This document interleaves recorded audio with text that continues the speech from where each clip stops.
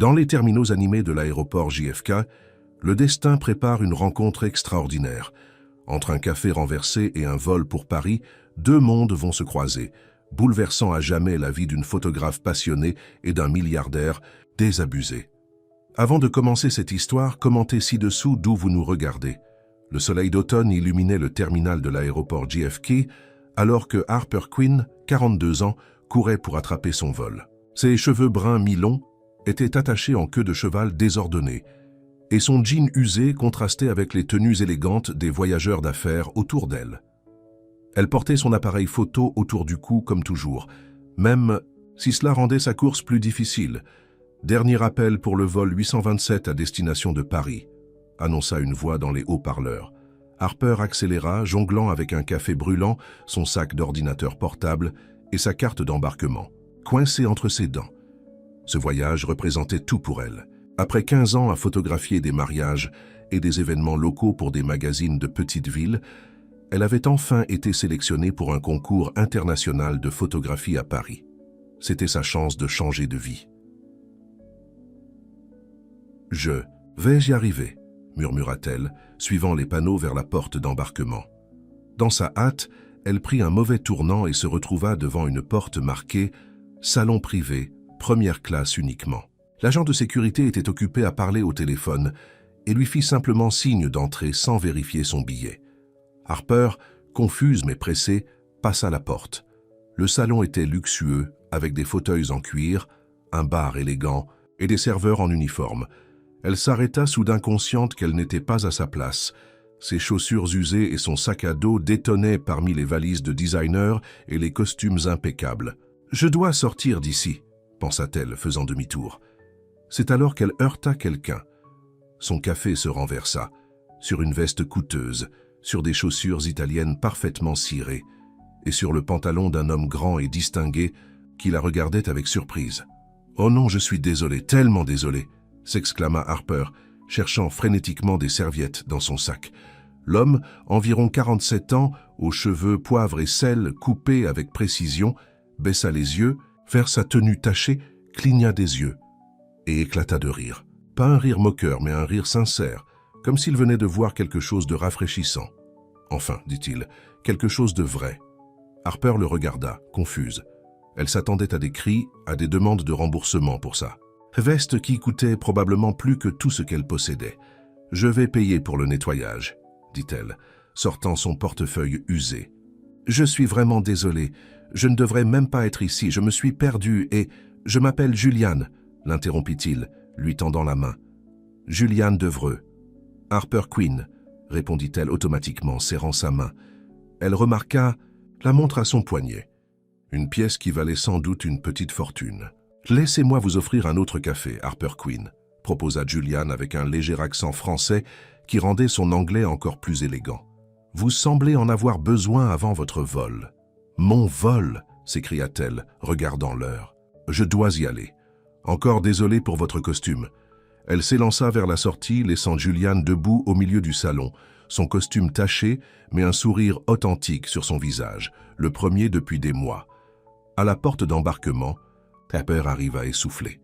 L'hôtesse vérifiait les derniers billets. « Juste à temps, mademoiselle Quinn », dit-elle en scannant sa carte d'embarquement. Puis elle s'arrêta, fronça les sourcils et consulta son ordinateur. « Un moment, s'il vous plaît. » Harper sentit son cœur s'accélérer. Allait-elle manquer? Ce vol si important. Une autre agent de la compagnie s'approcha, parlant à voix basse avec la première, puis elle se tourna vers Harper avec un sourire. « Mademoiselle Quinn, votre vol a été surclassé. »« Surclassé? Il doit y avoir une erreur, j'ai un billet économique. »« Pas d'erreur, madame. Vous êtes maintenant en première classe, siège 3B. Bon vol. » Confuse mais reconnaissante, Harper suivit l'hôtesse qui la conduisit à l'avant de l'avion. La première classe était un autre monde. Siège spacieux, hôtesse attentionnée, coupe de champagne prête à être servie. Elle avança vers son siège, encore étourdie par ce changement inattendu. Puis elle s'arrêta net. Dans le siège 3A, à côté du sien, se trouvait Juliane Devreux. Son costume taché de café est maintenant remplacé par un ensemble frais. « Nous nous retrouvons », dit-il avec un sourire chaleureux. « J'espère que vous ne m'en voulez pas pour le surclassement. » Considérez cela comme un échange équitable pour le nettoyage de mon costume. Harper s'installa lentement dans son siège, sentant le cuir doux sous ses mains. Vous n'étiez pas obligé de faire ça, c'était ma faute. Parfois, les accidents sont les meilleures introductions, répondit Julian. Et 7 heures de vol nous donneront amplement le temps de faire connaissance. L'avion décolla, et à 30 000 pieds au-dessus de l'Atlantique, devant un plateau de fromage et 2 verres de vin, ils commencèrent à parler. Harper était franche, chaleureuse, un peu chaotique dans ses récits. Julian était posé, réfléchi, et visiblement fasciné par cette femme qui semblait si différente des personnes qu'il côtoyait habituellement. « Alors qu'est-ce qui vous amène à Paris ?» demanda-t-il. « Un concours de photographie » répondit Harper avec enthousiasme. « C'est la première fois que je suis sélectionné pour quelque chose d'aussi important. Et vous ?»« Des affaires, » dit-il. « Simplement, toujours des affaires. » Il y avait une note de lassitude dans sa voix qui intrigua Harper. Elle remarqua comment il regardait par le hublot, comme s'il essayait de se rappeler comment le monde avait l'habitude d'être. « Quel genre d'affaires » demanda-t-elle par curiosité. « Des investissements, principalement, » répondit-il vaguement. Rien de très excitant. Il ne lui dit pas qu'il était Julian Devreux, le milliardaire dont la fortune figurait dans les magazines. Économique, dont l'empire s'étendait sur 3 continents. Il ne mentionna pas les paparazzis qui le suivaient habituellement, ni les relations superficielles qui se terminaient toujours par des accords de confidentialité et des cœurs froids. Pour la première fois depuis longtemps, il était juste un homme parlant à une femme qui ne voyait pas son compte en banque avant de voir son âme. « Et votre photographie ?» demanda-t-il, heureux de détourner la conversation. « Montrez-moi votre travail. » Harper sortit son ordinateur portable et lui montra son portfolio. Des paysages vibrants, des portraits intimes de personnes ordinaires, des moments capturés avec une sensibilité rare. « Vous avez un don, » dit Julian après avoir examiné ces images. « Vous voyez ce que la plupart des gens manquent. » Harper rougit légèrement. « C'est gentil, mais mon équipement est dépassé. Les autres concurrents auront des appareils haut de gamme et des objectifs que je ne peux même pas me permettre de louer. Ce n'est pas l'appareil qui fait la photo, c'est l'œil derrière, » répondit Julian. « Et vous avez un regard unique. » Les heures passèrent comme des minutes. Ils parlèrent de livres, de films, de pays qu'ils avaient visités. Harper raconta des histoires de ses voyages économiques, dormant dans des auberges de jeunesse et mangeant dans des marchés locaux. Julian écoutait, fasciné par cette vie si différente de la sienne. « Vous renversez souvent du café sur des étrangers pour avoir de la chance ?» plaisanta-t-il. « C'est une nouvelle technique, rit-elle. Apparemment, ça fonctionne. Je n'avais jamais volé en première classe avant. » Lorsque l'avion commença sa descente vers Paris, Harper ressentit un pincement de regret. Ces heures avaient été magiques, une bulle suspendue dans le temps. Julian semblait partager ce sentiment car il lui proposa « Laissez-moi vous montrer mon Paris, pas celui des touristes, mais les endroits que peu de visiteurs découvrent. »« J'adorerais, » répondit Harper, surprise par sa propre spontanéité. Ils échangèrent à leur numéro de téléphone. Et pour la première fois depuis des années, Julian se sentit léger, presque joyeux à l'idée de passer du temps avec quelqu'un sans agenda caché. Ce qu'il ne savait pas, c'est que la bulle d'anonymité était sur le point d'éclater. À l'atterrissage, alors qu'ils passèrent la douane, un agent examina le passeport de Julian et s'exclama « Monsieur Devreux, bienvenue à Paris, monsieur. » Harper lança un regard interrogateur à Julian, qui sembla soudain mal à l'aise. Un flash les surprit alors qu'ils récupéraient leurs bagages. Un paparazzi avait reconnu Julian et photographiait frénétiquement le milliardaire énigmatique et sa mystérieuse compagne. Le visage de Harper s'assombrit alors que la réalité la frappait. Elle avait passé 7 heures à parler avec l'un des hommes les plus riches du monde, et il ne lui avait rien dit. « Je peux vous expliquer, » commença Julian, voyant son expression changer. « Je crois que vous avez oublié de mentionner quelques détails, » répondit Harper froidement. « Je dois y aller. » Elle s'éloigna rapidement, son sac à dos sur l'épaule, son appareil photo serré contre elle comme un bouclier. Julian la regarda partir, sentant que quelque chose de précieux lui échappait encore une fois. Mais cette fois, il n'était pas prêt à l'accepter sans se battre. À l'extérieur de l'aéroport, Charles de Gaulle, Harper inspira profondément l'air parisien. Le conte de fées était terminé, et la réalité l'attendait. Un petit hôtel bon marché, un concours intimidant, et le souvenir d'un homme qui, pendant quelques heures, l'avait fait se sentir spécial. Elle ne savait pas encore que Julian avait d'autres plans. Et Paris, la ville de l'amour, avait une façon particulière de faire tomber les barrières les plus solides. Le petit hôtel où Harper avait réservé une chambre se trouvait dans le quartier de Montmartre. C'était un établissement modeste avec un charme désuet. Papier peint fleuri légèrement jauni, escalier en bois qui grinçait et une réceptionniste âgée qui ne parlait presque pas anglais. Pour Harper, c'était parfait, authentique et abordable. Exactement ce qu'elle recherchait pour son séjour parisien. Elle déposa son sac à dos sur le lit simple et ouvrit la fenêtre. Les toits de Paris s'étendèrent devant elle, avec la silhouette de la tour Eiffel au loin. Le concours de photographie commençait dans 2 jours, ce qui lui laissait le temps d'explorer la ville et de prendre quelques clichés pour s'acclimater. Son téléphone vibra. Un message de Julian. « J'aimerais vous expliquer. Dîner ce soir. » Harper fixa l'écran, partagé entre la colère et la curiosité.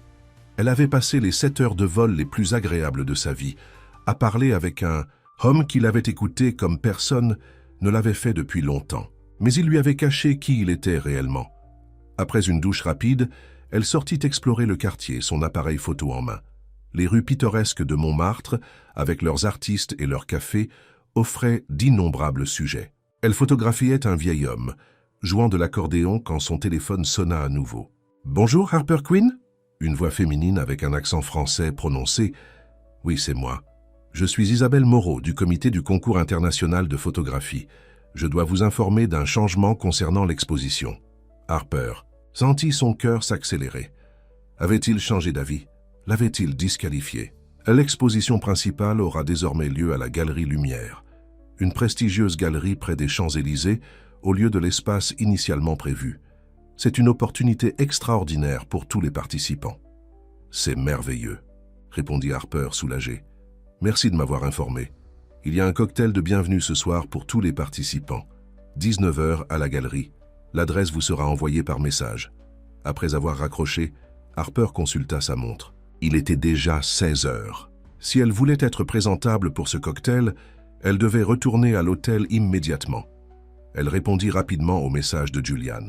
« Désolé, je ne peux pas ce soir. Événement du concours. » Sa réponse fut presque immédiate. « Demain alors, s'il vous plaît, donnez-moi une chance de m'expliquer. » Harper hésita puis accepta pour le lendemain midi. Après tout, elle était curieuse d'entendre ses explications. À 19 h précises, Harper arrivait à la Galerie Lumière. Vêtue de sa meilleure robe, une simple robe noire qu'elle gardait pour les occasions spéciales. Elle avait fait de son mieux avec ses cheveux et un maquillage léger, mais se sentait toujours sous-habillée par rapport aux autres participants qui arrivaient dans des tenues élégantes et des bijoux étincelants. La galerie était magnifique, avec de hauts plafonds, des murs blancs immaculés et un éclairage parfait. Les serveurs circulaient avec des plateaux de champagne et d'amuse-bouches délicats. Harper Quinn, un homme d'une 50aine d'années, aux lunettes rondes et à la barbe soignée, s'approcha d'elle. « Je suis Claude Bertrand, le directeur du concours. Nous sommes ravis de vous accueillir à Paris. »« Merci, » répondit Harper, intimidé. « C'est un honneur d'avoir été sélectionné. Votre série sur les travailleurs ruraux américains nous a beaucoup touchés.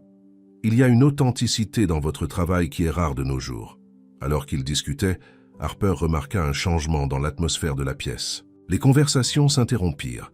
Les têtes se tournèrent.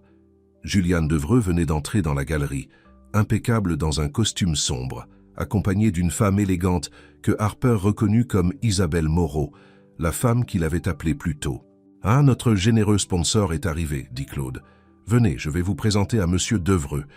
Son groupe financier est le principal soutien du concours cette année. » Harper se figea. « Je le connais déjà. » Claude parut surpris. « Vraiment? Eh bien, c'est parfait alors. » Avant qu'elle puisse s'éclipser, Julian l'aperçut et se dirigea vers eux. Son visage s'illumina en la voyant, d'une manière qui n'échappa pas à Claude. « Harper, » dit Julian, prenant ses mains dans les siennes. « Quelle coïncidence merveilleuse. Je ne savais pas que vous participiez à ce concours. Et moi, je ne savais pas que vous étiez le sponsor, » répondit-elle, tentant de garder une voix neutre malgré sa confusion. Isabelle sembla intriguée par leur familiarité.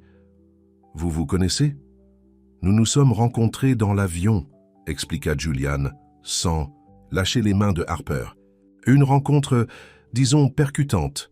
Je vois, dit Isabelle avec un sourire calculateur. Julian, tu dois absolument voir les nouvelles installations avant les discours. Elle l'entraîna loin de Harper, qui resta debout, confuse et bouleversée. La situation était pire que ce qu'elle avait imaginé.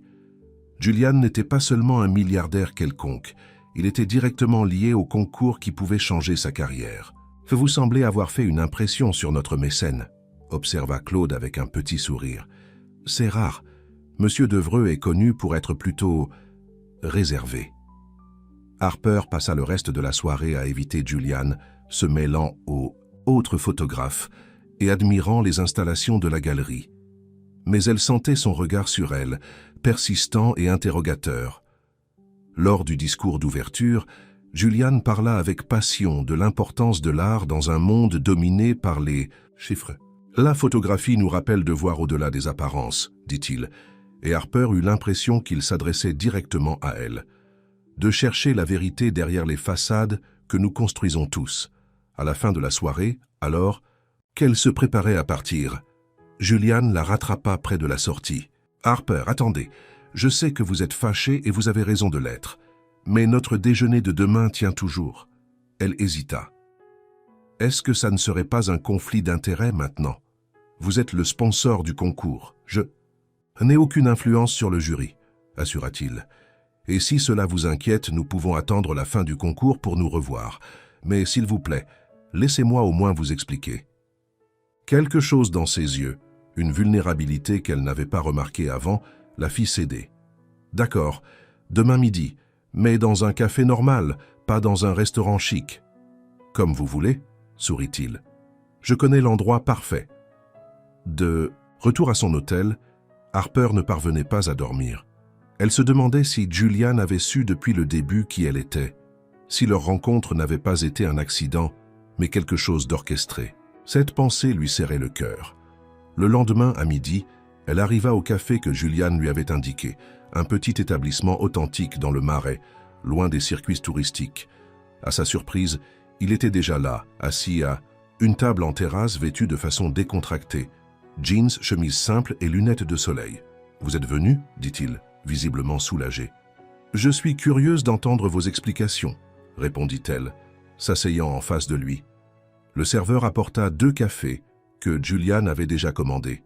« Premièrement, je dois vous dire que je ne savais pas que vous participiez à ce concours. » Commença-t-il. « C'était vraiment une coïncidence. »« Pourquoi ne pas m'avoir dit qui vous étiez dans l'avion ?» demanda Harper directement.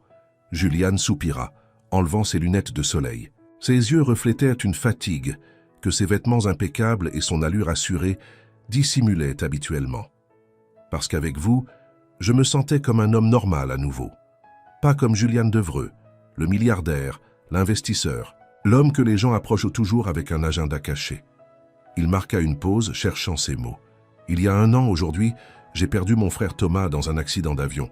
Il était la seule personne qui me voyait vraiment. Pas ma fortune ou mon nom. Depuis sa mort, je me suis enfermé dans le travail, dans des relations superficielles avec des femmes qui s'intéressaient plus à mon compte en banque qu'à moi. » Harper l'écoutait, touché malgré elle par la douleur sincère dans sa voix. « Puis, je vous ai rencontré. Vous avez renversé du café sur mon costume à 5 000 € et vous vous êtes inquiété du nettoyage. Pas de qui j'étais ou de ce que je pouvais vous offrir. Pendant ces 7 heures dans l'avion, j'ai ri, j'ai parlé, j'ai écouté, j'étais juste Julian et c'était libérateur. Je comprends, dit doucement Harper. Mais vous auriez pu me le dire avant notre atterrissage. J'avais peur que tout change, et j'avais raison, n'est-ce pas? Il la regarda intensément. Dès que vous avez su qui j'étais, vous vous êtes éloigné. Parce que je me suis senti trompé, répondit-elle. Et maintenant, avec le concours, c'est encore plus compliqué, les gens vont parler. Laissez-les parler, dit Julian avec une passion soudaine. Harper, je n'ai pas ressenti cette connexion avec quelqu'un depuis très longtemps. Je ne veux pas la perdre à cause de qui je suis, ou de ce que les autres pourraient penser. Il sortit un petit paquet de sa poche. J'ai quelque chose pour vous. Un petit cadeau pour s'excuser. Harper hésita. Je ne peux pas accepter de cadeau. Coûteux. Ce n'est pas ce que vous pensez, sourit-il. Elle ouvrit le paquet pour découvrir un filtre d'objectif de haute qualité, exactement celui dont elle avait parlé dans l'avion, mentionnant qu'elle n'avait jamais pu se le permettre. « Comment? Vous souvenez-vous de ça ?» demanda-t-elle, émue malgré elle. « Je me souviens de tout ce que vous m'avez dit, » répondit-il simplement. Le reste du déjeuner se déroula dans une atmosphère plus détendue. Julian lui raconta son enfance avec son frère, leur passion partagée pour la photographie, avant que les responsabilités de l'entreprise familiale ne l'en éloignent. Harper partagea ses rêves, ses luttes, son amour pour capturer l'authenticité des moments ordinaires. « Je dois retourner à la galerie pour installer mes photos, » dit finalement Harper. « Le vernissage est demain soir. »« Je comprends, » répondit Julian. « Mais promettez-moi une chose. Après le concours, quelle que soit l'issue, donnez-nous une vraie chance. Laissez-moi vous montrer mon pari. » Harper hésita, puis sourit. « D'accord, après le concours. » Ce qu'elle ne savait pas, c'est que Julian avait déjà prévu quelque chose de spécial pour le vernissage. Quelque chose qui pourrait changer le cours de leur histoire et de sa carrière. À la galerie, Harper travaillait à l'installation de ses photographies quand elle remarqua une section fermée au public, gardée par un agent de sécurité. « Qu'est-ce qu'il y a là-bas » demanda-t-elle à un assistant. « Une surprise du sponsor » répondit-il mystérieusement. « Personne ne le sait encore. » Cette nuit-là, dans sa petite chambre d'hôtel, Harper contempla le filtre offert par Julian. Elle ne pouvait nier la connexion qu'elle ressentait avec lui, mais elle craignait aussi les complications de s'impliquer avec quelqu'un comme lui, un homme habitué à un monde si différent du sien. Le jour du vernissage arriva rapidement. La galerie était bondée de critiques, de collectionneurs et d'amateurs d'art. Harper, vêtue d'une robe empruntée à une autre photographe qu'elle avait rencontrée, se tenait nerveusement près de ses photos, attendant les réactions. « Votre travail est exceptionnel », dit une critique influente. « Il y a une honnêteté brute dans vos images qui est rafraîchissante. » Harper la remercia, mais son attention était divisée. Julian n'était pas encore arrivé, et elle se surprenait à chercher constamment son visage dans la foule. Soudain, les lumières baissèrent légèrement, et Claude Bertrand prit la parole. « Mesdames et messieurs, avant d'annoncer les lauréats, du concours, notre sponsor, M. Julien Devreux, souhaite dévoiler une contribution spéciale à notre exposition. » Le rideau de la section mystérieuse s'ouvrit, révélant une seule grande photographie magnifiquement éclairée. Harper retint son souffle. C'était elle, assise près du hublot de l'avion, le visage baigné par la lumière du soleil et perdu dans ses pensées. Une image d'une telle intimité et beauté qu'elle en eut les larmes aux yeux. La légende disait simplement « ce que j'ai failli manquer ». J.D. Julian apparut à côté de la photographie, cherchant Harper du regard. Quand leurs yeux se rencontrèrent, à travers la pièce bondée, le monde sembla s'arrêter pour eux deux. À côté de la photo, une petite enveloppe était accrochée. Claude la remit à Harper, qui l'ouvrit avec des mains tremblantes. « Une place à côté de moi sur le prochain vol, ou pour le reste de cette vie. Votre choix. » Les yeux de Harper s'emplirent de larmes alors qu'elle levait le regard vers Julian, qui attendait sa réponse, vulnérable et plein d'espoir comme jamais elle ne l'avait vu. La salle entière retenait son souffle, témoin d'un moment qui dépassait le simple concours de photographie. C'était l'instant où deux mondes différents pouvaient soit se rejoindre, soit se séparer pour toujours. Ignorant les murmures et les regards, Harper s'avança vers Julian. Un silence complet régnait dans la galerie, alors que Harper s'avançait vers Julian. Des dizaines de regards les suivaient, mais pour eux, le monde extérieur semblait s'être effacé. Elle s'arrêta devant lui, le cœur battant. « C'est la photo la plus belle qu'on ait jamais prise de moi, » dit-elle doucement. « Quand l'avez-vous prise ?»« Quand vous regardiez par le hublot, perdu dans vos pensées de Paris, » répondit Julian. « Vous sembliez si libre, si authentique. Je n'ai pas pu résister. » Harper regarda à nouveau la photographie. La lumière douce du soleil à travers le hublot créait un halo autour de son profil, et il y avait une expression rêveuse sur son visage qu'elle ne se connaissait pas. « C'est comme ça que vous me voyez ?» demanda-t-elle. « C'est exactement comme ça que je vous vois, confirma-t-il, belle, naturelle et totalement inconsciente de votre propre lumière. » Des murmures s'élevaient autour d'eux. Certains invités spéculaient sur l'identité de cette femme qui avait visiblement captivé Julian Devreux, connu pour sa réserve et son détachement. « Monsieur Devreux, » intervint Claude Bertrand se raclant la gorge, « nous devons annoncer les gagnants du concours. » Julian hocha la tête, mais ses yeux restèrent fixés sur Harper. « Nous parlerons après », murmura-t-il. Harper rejoignit les autres photographes, l'esprit tourbillonnant. Elle avait oublié le concours, le prix, tout ce qui l'avait amené à Paris. Son cœur était partagé entre la méfiance et un sentiment grandissant qu'elle n'osait pas encore nommer. « Le 3e prix, annonça Claude, est attribué à Hiroshi Tanaka pour sa série Ombres urbaines. Les applaudissements retentirent alors qu'un jeune photographe japonais montait sur l'estrade pour recevoir son prix. Le 2e prix est décerné à Sofia Lombardi pour Visage de la Méditerranée. Une femme élégante d'une 50aine d'années s'avança, visiblement émue. Harper sentit son estomac se nouer. Elle n'avait jamais vraiment espéré gagner, mais maintenant, avec la situation entre elle et Julian, elle ne savait plus ce qu'elle devait espérer. Si elle gagnait, les gens pourraient penser que c'était à cause de sa connexion avec le sponsor. Et le 1er prix, continua Claude, créant un moment de suspense, est attribué à Harper Quinn pour sa série Âme d'Amérique. Un tonnerre d'applaudissements éclata. Harper resta figée sous le choc. Elle chercha instinctivement le regard de Julian, qui applaudissait avec un sourire fier, mais se tenait délibérément en retrait. Comme dans un rêve, elle monta sur l'estrade, reçut le trophée en cristal et l'enveloppe contenant le prix. « Monétaire. Mademoiselle Quinn, quelques mots » demanda Claude en lui tendant le microphone. Harper prit une profonde inspiration. « Je suis profondément honoré. Ce concours représentait pour moi une chance de montrer que la photographie peut capturer l'âme des gens ordinaires, leur dignité, leur lutte et leur joie. Je remercie le jury pour ce reconnaissement et... » Elle hésita puis ajouta « Je remercie également tous ceux qui m'ont encouragé à croire en mon art. » Son regard croisa celui de Julian et un message silencieux passa entre eux. Après la cérémonie, alors que les invités se dispersaient pour admirer les œuvres et savourer le champagne, Isabelle Moreau s'approcha de Harper. « Félicitations, mademoiselle Quinn, » dit-elle avec un sourire qui n'atteignait pas ses yeux. « Quel timing intéressant.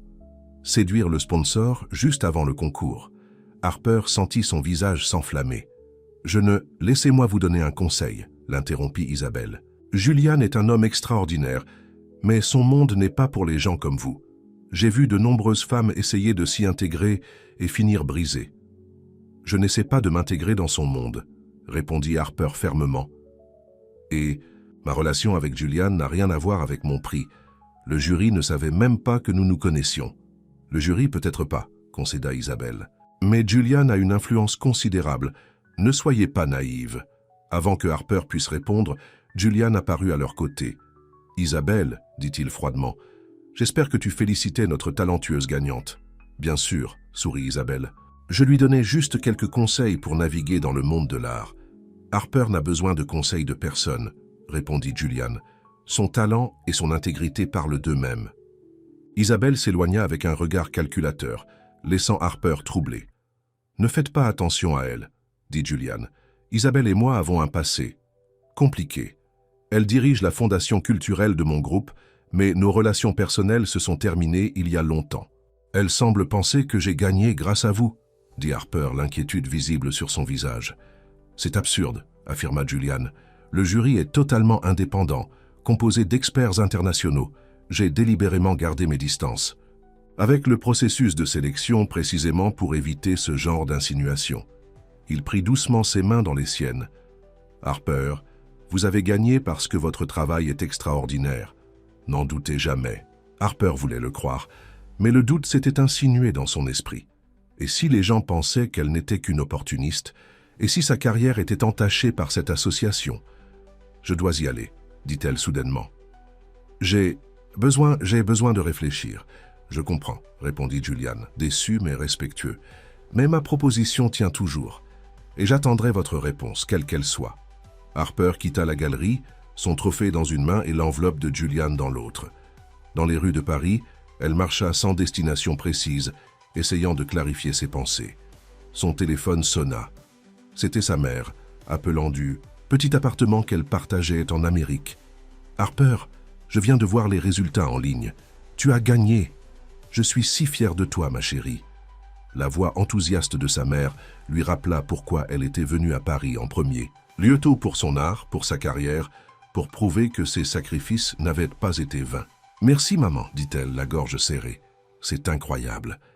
Et ce Julian Devereux a exposé une photo de toi? C'est partout sur Internet. Ma fille est un milliardaire. Comment est-ce arrivé? Harper soupira. Les nouvelles voyageaient vite. C'est compliqué, maman. Après avoir raccroché, elle trouva un petit café et s'assit en terrasse. Le serveur lui apporta un café et elle sortit l'enveloppe de Julian, relisant ces mots. Une place à côté de moi, sur le prochain vol. Ou pour le reste de cette vie. Votre choix. Elle sentit son cœur se serrer. L'intensité de ses sentiments l'effrayait. Comment pouvait-elle ressentir tant de choses pour un homme qu'elle connaissait depuis si peu de temps? Perdue dans ses pensées, elle ne remarqua pas immédiatement l'homme qui s'assit en face d'elle. « Un penny pour vos pensées », dit une voix douce avec un accent français. Harper leva les yeux, surprise. C'était un homme d'environ son âge, au visage aimable et aux yeux vifs. « Pardon » dit-elle, confuse. « Excusez mon intrusion », sourit-il. « Je suis Marc Dupont, critique d'art pour Le Monde. J'étais à la galerie ce soir. Votre travail est remarquable. »« Merci », répondit Harper sur ses gardes. « Je prépare un article sur les nouveaux talents en photographie et j'aimerais vous interviewer. Votre victoire et votre situation unique avec notre célèbre mécène des arts font de vous un sujet fascinant. » Harper se raidit. « Ma relation avec M. Devereux est personnelle et n'a rien à voir avec mon travail. » Bien sûr, acquiesça Marc, mais son expression suggérait le contraire. Néanmoins, une association avec Julian Devereux peut ouvrir ou fermer, bien, des portes dans le monde de l'art. Que voulez-vous dire? Marc baissa la voix. Julian est un homme complexe avec un passé intéressant. Sa générosité envers les arts est légendaire, mais ses relations personnelles ont tendance à être voyantes et éphémères. Harper sentit une pointe de jalousie et d'inquiétude. « Je ne suis pas intéressé par les rumeurs. » « Ce ne sont pas des rumeurs, mademoiselle Quinn, c'est sa réputation. Demandez à Isabelle Moreau ou à la sculptrice brésilienne de l'année dernière ou à la danseuse du ballet de Paris il y a 2 ans. » Marc sortit sa carte et la posa sur la table. « Si vous changez d'avis concernant l'interview, ou si vous voulez en savoir plus sur l'homme qui vous a offert son cœur si publiquement, appelez-moi. » Après son départ, Harper resta assise, bouleversée. Était-elle simplement la dernière d'une longue liste, une distraction temporaire pour un homme habitué à obtenir ce qu'il voulait, puis à passer à autre chose? Son téléphone vibra avec un message de Julian. « J'espère que vous allez bien. Je comprends votre besoin d'espace. Quand vous serez prête, j'aimerais vous montrer quelque chose d'important. Bonne nuit, Harper. » Le lendemain matin, Harper se réveilla avec une résolution. Elle ne laisserait pas les insinuations d'Isabelle ou de Marc influencer ses sentiments. Elle devait parler à Julian, comprendre qui il était vraiment, au-delà des rumeurs et des apparences. Elle appela le numéro qu'il lui avait donné et sa secrétaire répondit. « Monsieur Devereux n'est pas disponible pour le moment », dit la femme d'une voix professionnelle. « Il est en réunion importante toute la matinée. Pourriez-vous lui dire que Harper Quinn a appelé? Il saura de quoi il s'agit. »« Bien sûr, mademoiselle Quinn. Je lui transmettrai votre message dès que possible. » Harper décida d'utiliser cette journée pour explorer Paris et éclaircir ses pensées. Avec son appareil photo, elle se promena le long de la Seine, capturant des images des bouquinistes, des amoureux sur les ponts, des bateaux-mouches glissant sur l'eau. Vers midi, alors qu'elle photographiait Notre-Dame en reconstruction, son téléphone sonna. « Harper ?» La voix de Julian était chaude et inquiète. « Je viens de recevoir votre message. Êtes-vous libre cet après-midi ?»« Oui. » répondit-elle. « J'aimerais vous parler. »« Parfait. J'ai quelque chose à vous montrer. Quelque chose qui vous... Ça aidera peut-être à me comprendre. Je peux envoyer une voiture vous chercher ?» Harper hésita, puis accepta. 1 heure plus tard, une limousine noire s'arrêtait près de la cathédrale. Le chauffeur lui ouvrit la porte et, à sa surprise, Julian était à l'intérieur. « Merci d'avoir accepté de me voir, » dit-il, visiblement nerveux. Une émotion qu'elle n'avait jamais associée à cet homme si assuré. « Où allons-nous » demanda-t-elle, alors que la voiture s'éloignait du centre de Paris. « Dans un endroit très spécial pour moi, un endroit que je n'ai montré à personne depuis longtemps. » Après une demi-heure de route, ils arrivèrent devant une propriété isolée entourée d'arbres centenaires. Une maison de campagne en pierre, simple mais élégante, se dressait au milieu d'un jardin magnifique. C'était la maison de mon enfance, expliqua Julian alors qu'il marchait dans l'allée de gravier. Avant les gratte-ciel, les conseils d'administration et les galas de charité. C'est ici que j'ai grandi avec mon frère Thomas. Il déverrouilla la porte et la conduisit à l'intérieur. La maison était chaleureuse, remplie de meubles anciens et de photos de famille. Après la mort de nos parents, Thomas et moi avons hérité de l'entreprise familiale. Lui s'occupait des relations humaines, moi des finances.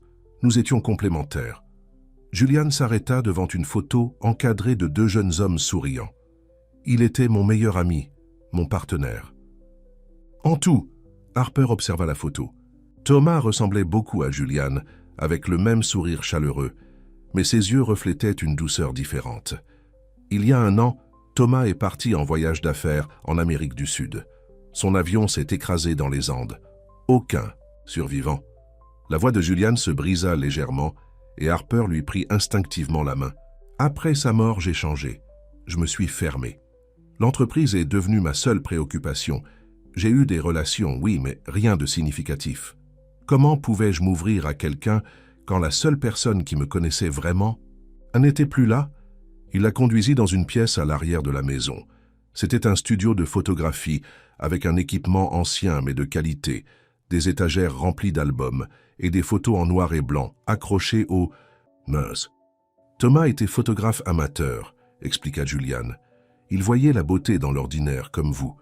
C'est lui qui m'a appris à regarder au-delà des apparences. Harper examina les photographies, des portraits puissants de travailleurs, de personnes âgées, d'enfants jouant. Des images qui rappelaient étrangement son propre style. Quand je vous ai vu dans cet aéroport, avec votre appareil photo et votre café renversé, quelque chose s'est réveillé en moi. Puis j'ai vu votre travail et j'ai compris. Vous avez le même don que Thomas, voir l'âme des gens. Julian s'approcha d'elle, prenant doucement ses mains dans les siennes. Harper, je ne peux pas vous promettre que tout sera facile. Nos mondes sont différents et il y aura des obstacles. Mais je peux vous promettre ceci. Ce que je ressens pour vous est réel. Pas une distraction, pas un caprice. Quelque chose que je n'ai pas ressenti depuis très longtemps. Peut-être jamais. Harper sentit ses doutes s'évaporer devant la sincérité de ses paroles et l'émotion dans ses yeux. J'ai peur, admit-elle. Peur que mon art soit éclipsé par notre relation. Peur de me perdre dans votre monde. Peur que ce soit trop intense, trop rapide. Ces peurs sont légitimes, reconnut Julian.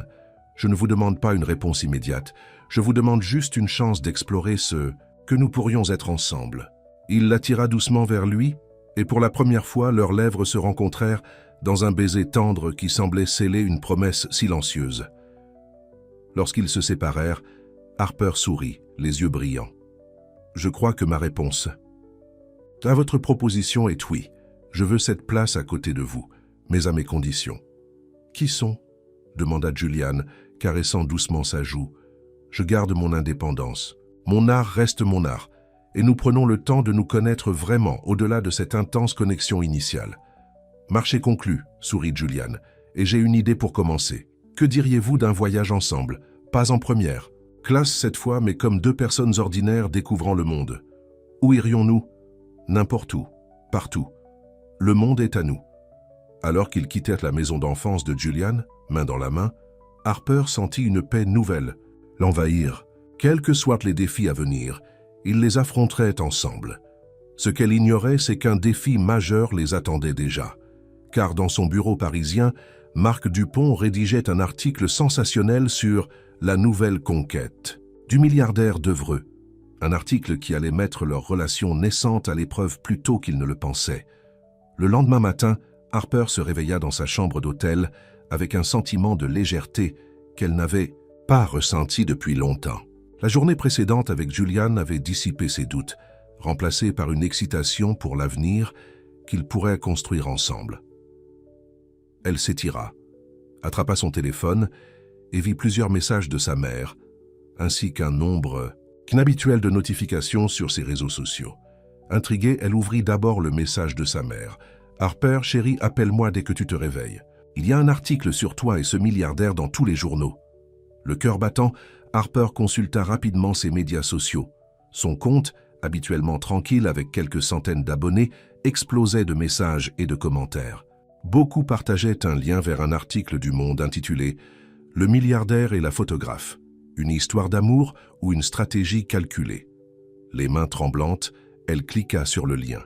L'article signé Marc Dupont était une pièce sensationnaliste qui insinuait que sa relation avec Juliane n'était qu'une façade, lui cherchant à redorer son image publique après une série de relations superficielles et elle cherchant à faire avancer sa carrière grâce à son influence. Juliane Devreux, connue pour ses conquêtes éphémères dans le monde artistique, semble avoir trouvé sa nouvelle muse en la personne de Harper Quinn, photographe américaine jusque-là inconnue.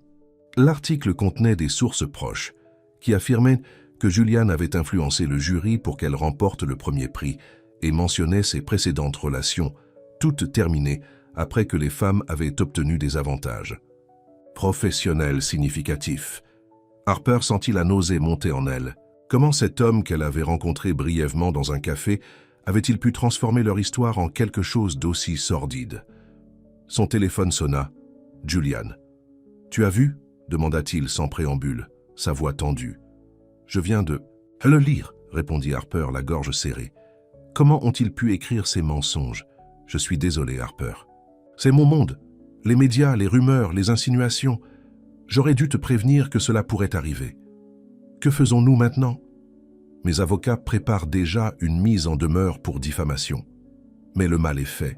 Ces histoires se propagent plus vite que les démentis. » Il y eut un silence, puis Juliane ajouta « Je comprends si tu veux reconsidérer notre relation.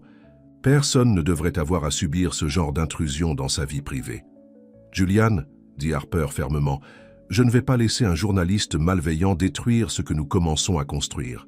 Mais je suis inquiète pour ma réputation professionnelle. Ces allégations sur le concours, je m'en occupe, promit Juliane. Puis-je venir te chercher? Nous devrions affronter cela ensemble. » 1 heure plus tard, Juliane arrivait à son hôtel, dans une voiture discrète. Devant l'entrée, plusieurs photographes s'étaient déjà rassemblés, alertés par l'article. « Mademoiselle Quinn, est-il vrai que votre relation avec Monsieur Devreux a commencé avant le concours? Monsieur Devreux, est-ce une coïncidence si votre nouvelle compagne a remporté le prix que vous sponsorisez ?» Juliane prit la main de Harper et l'escorta rapidement à travers la foule jusqu'à la voiture. Une fois à l'intérieur, elle put enfin respirer. « Je suis désolé, » dit Juliane encore une fois. « C'est ma faute. J'aurais dû être plus discret. »« Non, » répondit Harper. « Je ne veux pas me cacher comme si nous avions quelque chose à nous reprocher. » Juliane sourit, admiratif de sa force. « J'ai organisé une conférence de presse cet après-midi. Les membres du jury seront présents pour affirmer leur indépendance. Souhaites-tu y assister ?» Harper hésita. « Je ne suis pas habitué à ce genre de choses. Les projecteurs, les questions. Tu n'auras pas à parler si tu ne le souhaites pas. Mais ta présence enverrait un message fort. » Pendant qu'ils discutaient de la stratégie à adopter, la voiture les conduisit vers l'appartement parisien de Juliane, un magnifique duplex avec vue sur la tour Eiffel. À l'intérieur, une équipe était déjà en réunion, attachée de presse, avocats et, à la surprise de Harper, Claude Bertrand. « Mademoiselle ?»« Quinn ?» dit Claude en lui serrant la main. « Je suis venu dès que j'ai lu ces absurdités. Le jury est indigné par ces insinuations. Nous avons tous les documents montrant que vos œuvres ont été sélectionnées bien avant que quiconque ne sache de votre relation avec Monsieur Devreux. »« Merci, » dit Harper, soulagé. Juliane passa les heures suivantes au téléphone, parlant, à divers contacts dans les médias. Harper observait son efficacité, impressionné par sa capacité à gérer la crise tout en restant attentif à ses sentiments. À un moment, alors qu'elle se tenait près de la fenêtre, regardant Paris s'étendre, devant elle, Juliane vint la rejoindre. « À quoi penses-tu » demanda-t-il doucement. « À la rapidité avec laquelle tout a changé » répondit-elle. « Il y a 4 jours, j'étais juste une photographe anonyme, stressée à l'idée de manquer son vol. Maintenant, je suis dans les journaux, traitée comme une arriviste opportuniste. » Juliane soupira. « C'est le prix de la notoriété, malheureusement. Si tu veux qu'on arrête tout ça, qu'on attende que la tempête se calme. » Harper se tourna vers lui. « Est-ce ce que tu veux ?»« Ce que je veux, » dit Juliane en prenant ses mains. « C'est être avec toi sans que le monde entier ait son mot à dire. Mais je sais que c'est impossible pour quelqu'un dans ma position. Alors nous devons trouver une façon de vivre avec ça, conclut Harper. Ensemble. La conférence de presse eut lieu à 14 heures dans un hôtel prestigieux. Les membres du jury, dirigé par Claude, expliquèrent en détail le processus de sélection anonyme utilisé pour le concours. Ils présentèrent les évaluations écrites de chaque œuvre, datées de plusieurs semaines avant la rencontre de Harper et Julian. Puis, Julian prit la parole, son charisme naturel captivant l'audience. « Je comprends l'intérêt du public pour ma vie privée, mais je ne permettrai pas que des mensonges ternissent la réputation artistique de Mademoiselle Quinn. Son talent parle de lui-même, et quiconque a vu son travail sait qu'elle mérite pleinement sa reconnaissance. » Un journaliste leva la main. « Monsieur Devreux, pouvez-vous nous parler de votre relation avec Mademoiselle Quinn ?» Julian regarda Harper, assis silencieusement à côté de lui, lui demandant silencieusement la permission de répondre.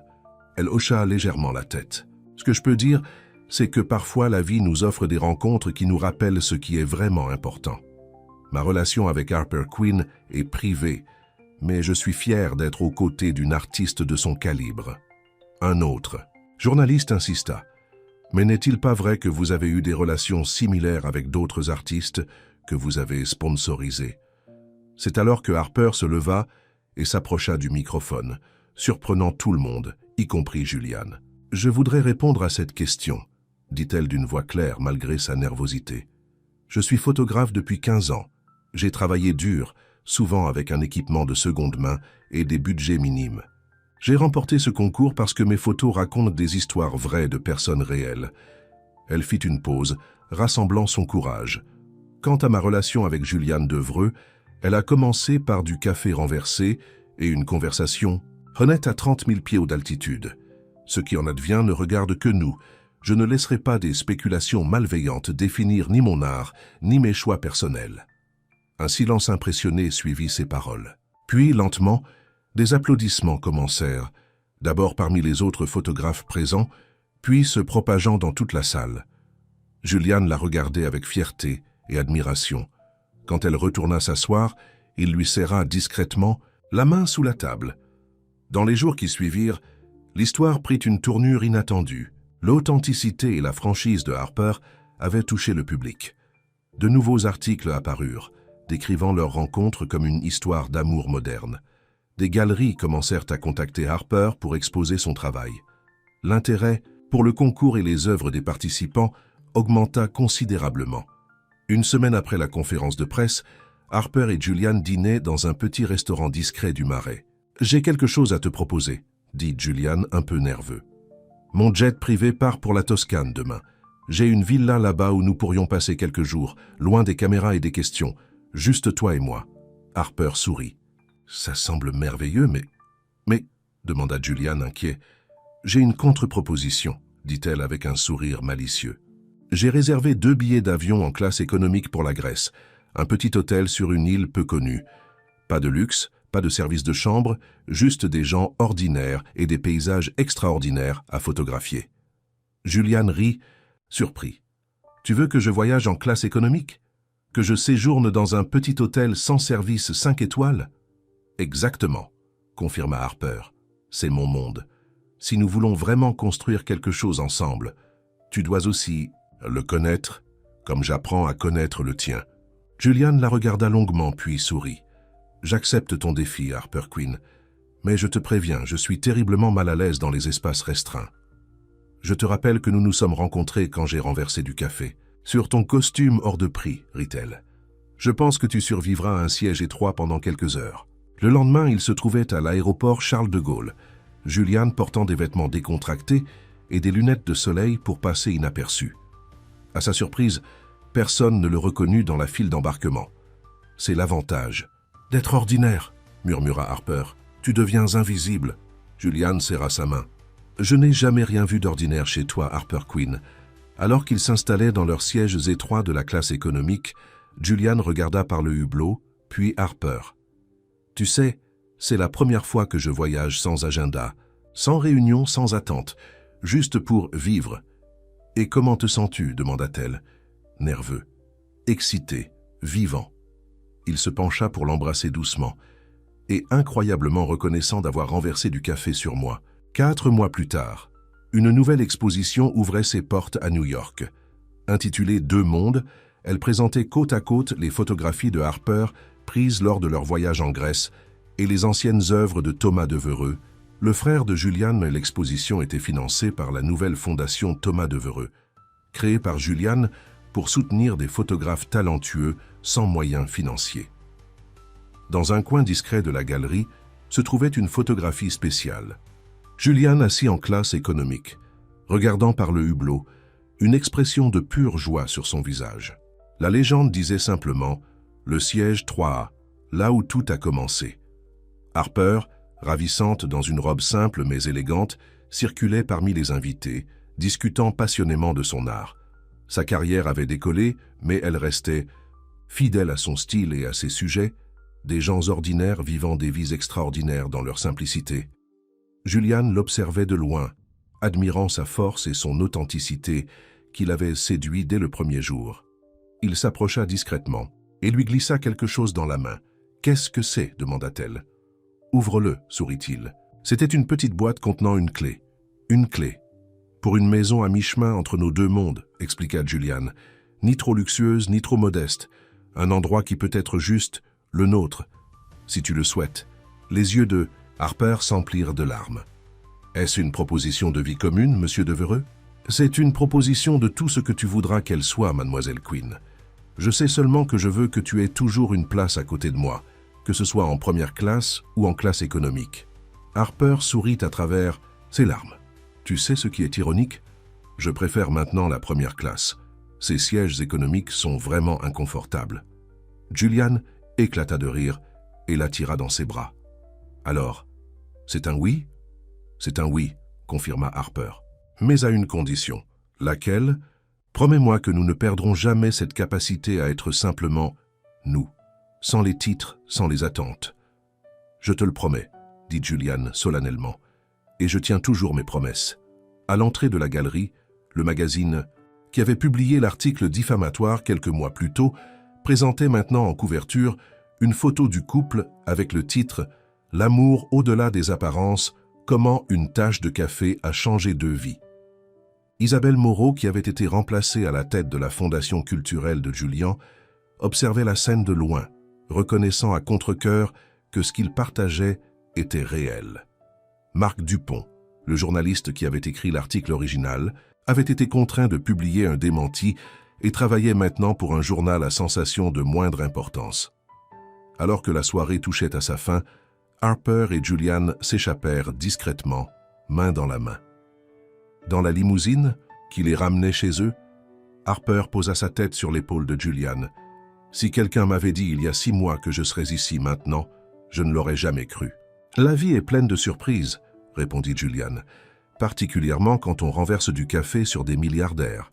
Je devrais en faire une technique officielle de rencontre, » plaisanta Harper. « S'il te plaît, non, » supplia Julian en riant. « Je n'ai plus de costumes à sacrifier. » La limousine s'arrêta devant leur nouvel appartement, avec vue sur Central Park, leur compromis entre deux mondes. Ni trop opulent pour Harper, ni trop modeste pour Julian. Prête pour notre prochain. « Ça va le ?» demanda Julian alors qu'ils entraient dans leur foyer. « Tant que j'ai le siège 3B à côté de toi, » répondit Harper, « je suis prête pour n'importe quelle destination. » Et c'était vrai, car ce qu'ils avaient trouvé l'un dans l'autre valait tous les voyages du monde. Une chance d'être simplement eux-mêmes, vraiment vus et profondément aimés. F. Hines.